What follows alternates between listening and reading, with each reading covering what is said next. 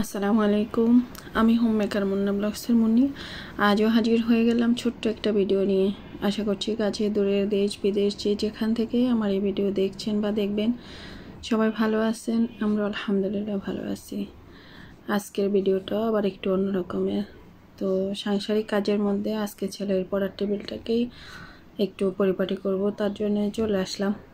আর দেখেন টেবিলের কী অবস্থা, এমন কিছু নাই যে তার টেবিলে পাওয়া যাচ্ছে না। একেবারে হাদিসি বই হতে উপন্যাস গল্প যত তার কি বলবো আর দা কুড়াল হতে সব কিছুই মনে হয় ওর টেবিলে আছে। তো সব কিছু আসলে সরিয়ে নিচ্ছি। আর ওদের কলেজ তো এখন শুরু হয়ে গিয়েছে, কয়েকদিন ক্লাসও করতেছে, তো বইও আস্তে আস্তে কেনা হয়ে যাচ্ছে। তো ভাবলাম যে পুরোনো বইগুলোকে সরিয়ে ফেলে, এতদিন তো বইগুলো রেখে দিয়েছিলাম। আর আমি ওর সাথে রাগ করে অবশ্য ওর পড়ার টেবিলটাকে গোছাচ্ছি না, কয়েকদিন দেখতেছিলাম ও করে কিনা, কিন্তু দেখলাম যে তার অবস্থা আরও খারাপ করে রেখে দিচ্ছে। যেটা যেভাবে মন চাচ্ছে সেটা সেভাবেই করে নিচ্ছে। আর যত এক্সপেরিমেন্ট আছে সব কিছু সে এখানেই করে, এটা দিয়ে সেটা বানায়, কি যে করে আর কি বলবো। তারপরে দেখেন তার ডয়ের অবস্থা। তার মানি ব্যাগ এত পছন্দ কেন আমি ঠিক বুঝতে পারতেছি না। এগুলো তো হচ্ছে গিয়ে তার টেবিলেই ছিল, আর বাকি আরও কিন্তু আছে, সেগুলো তার কাছে তার স্কুল ব্যাগের মধ্যে থাকে। আর তারপর হচ্ছে গিয়ে ক্যাবিনেটের ডয়ারে, জুতার সেলফের ডয়ারে, সব জায়গায় কেবল মানি ব্যাগ। কেন এত মানি ব্যাগ সে সংগ্রহ করতেছে ঠিক জানি না, কিন্তু এগুলো একটার মধ্যেও কিন্তু ব্যাগ আছে, ব্যাগ ঠিকই আছে, তার প্রথম ওয়ার্ডটা নেই আর কি। তারপরে দেখেন ড্রয়ারের অবস্থা, এই যে যেটা নিবে সেটা ঠিক করে রাখবে না, উলট পালট করে রেখে দেবে। তো দেখতেই পাচ্ছেন কি অবস্থা তার টেবিলে। এইসব জিনিসও তার টেবিলে থাকে, আমার এটা কল্পনা করতেও কষ্ট হচ্ছিল। এমনটা হয়ে আছে সেটা অবশ্য আমি ভাবি নাই, ভাবছি যে হয়তো বা আছে, এটা অগোছালোভাবেই বই খাতা রেখে দিয়েছে, কিন্তু তার এই পড়ার টেবিলের মধ্যে দুনিয়ার সব কিছু কিন্তু আছে। কেবল পারে নাই আমার রান্নাঘরটাকে তুলে তারপরে টেবিলে নিয়ে আসে, কি আর বলবো। তো সব কিছু আস্তে আস্তে গুছিয়ে দেবো, আর যেগুলো ফেলে দেওয়া সেগুলো ফেলে দেব। তো আমি একটু মুড অফ করেই ছিলাম তার সাথে, যার কারণে আমাকেও আবার একটু হেল্প করেছে এসব গোছানোর কাজে।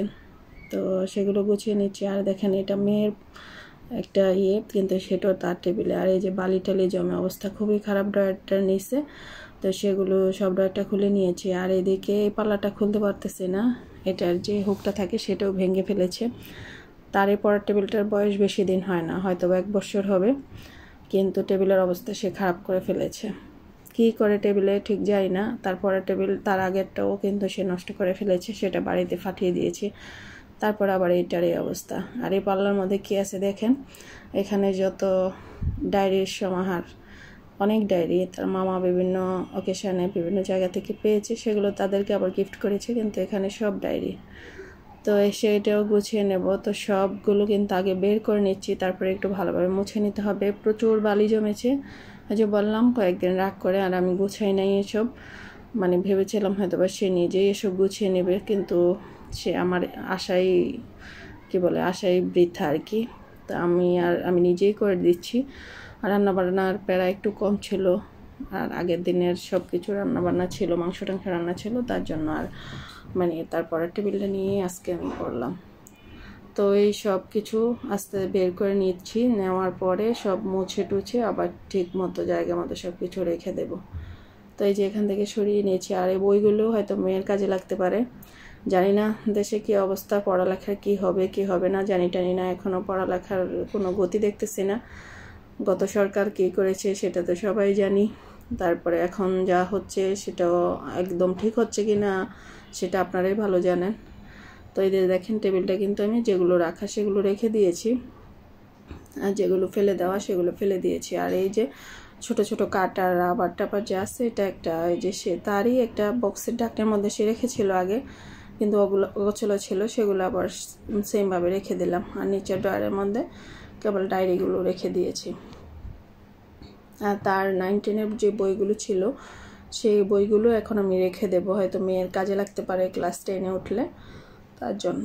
তো সেগুলো আবার গুছিয়ে রাখবো। এখন কেবল দেখতে পাচ্ছেন পুরো ঘর কিন্তু বইয়ের অবস্থা, বই দিয়ে এলোমেলো। তো যেগুলো আবার এই যে খাতা টাতা যেগুলো আছে সেগুলো আবার গুছিয়ে নিচ্ছিল। গোছানোর পরে তার টেবিলটাকে আমি আবার অন্যরকমভাবে একটু করে দিলাম।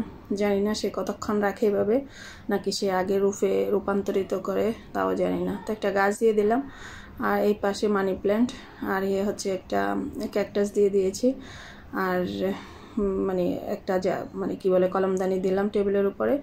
আর নিচে মেয়ের টেবিলে কিছু বই শিফট করেছি, আর কিছু বই তার টেবিলে আবার রেখে দিয়েছি, কারণ তারও কাজে লাগতে পারে আর মেয়েরও কাজে লাগবে তার জন্যে। তো এই তো আমার গোছানো শেষ। তারপর টেবিলটা আপনাদের বাচ্চাদের এমন হয় কি না জানাতে পারেন। আমার বাচ্চা তো বাচ্চা নয়, সে আস্ত একটা চৌবাচ্চা, সেটা দেখে বুঝতে পারতেছেন। তো আজ এ পর্যন্তই। সবাই ভালো থাকবেন, সুস্থ থাকবেন। আল্লাহ হাফেজ, আসসালামু আলাইকুম।